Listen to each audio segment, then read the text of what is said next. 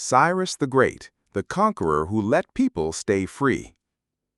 Before we get started, make sure to hit like, subscribe, and ring the bell for more stories of real power and leadership from history's greatest figures. Today's story isn't just about war and empire. It's about a conqueror who changed the rules and may have set a blueprint we still haven't fully caught up to. This is the story of Cyrus the Great, the Persian king who built the largest empire the world had ever seen, and did it by not forcing people to become like him. Cyrus II of Persia was born around 600 BC into a world of warring kingdoms and brutal kings. Persia was still just a rising power, a small part of the larger Median Empire. But Cyrus wasn't just another tribal chief with a sword. He had vision. By the time he was 40, Cyrus had overthrown the Medes, defeated the powerful Lydians, and conquered the mighty Babylonian Empire. In less than 30 years, he had united nearly the entire Near East under what would become the Achaemenid Empire. Most conquerors stop at military victory, but Cyrus didn't just seize territory. He changed how empire itself worked. Here's where Cyrus becomes something unique in history. After capturing Babylon in 539 BC, he didn't sack the city or enslave its people. Instead, he walked in as a liberator, not a destroyer. His most famous act?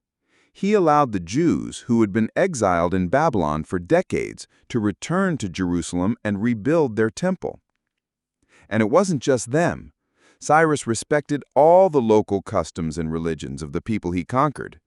He let them worship freely, govern their own communities, and maintain their languages and traditions. He even had it written down in the Cyrus Cylinder, often called the first Declaration of Human Rights. In it, he proclaims that he will never rule by force, that he will honor the gods and customs of all nations under his reign. Think about how radical that was. At a time when rulers burned temples and erased cultures, Cyrus protected them.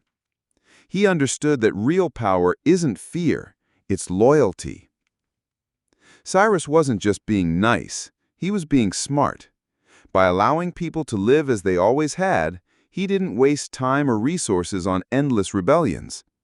His empire stretched from the Mediterranean to the Indus Valley, and yet it held together, not through brute force, but through respect. He used local administrators, allowed regional kings to stay in power as long as they pledged loyalty, and even adopted local titles to gain legitimacy. To the Babylonians, he was a liberator. To the Persians, a rightful king. To the Jews, a chosen one of God. He showed the world that diversity wasn't a weakness, it was strength. Cyrus the Great died around 530 BC, reportedly in battle in the east. His tomb still stands today in Pasargadae, a simple stone monument, modest for a man who ruled millions. But his legacy lived on.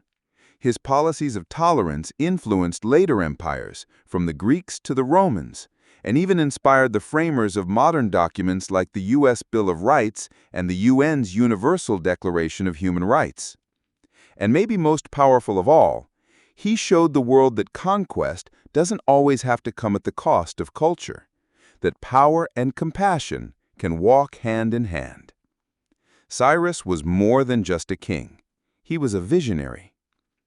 If you found this story as inspiring as I do, drop a comment below and tell me, is Cyrus the greatest ruler the world's ever seen? Don't forget to like and subscribe for more true stories from history's boldest minds. Until next time, stay curious.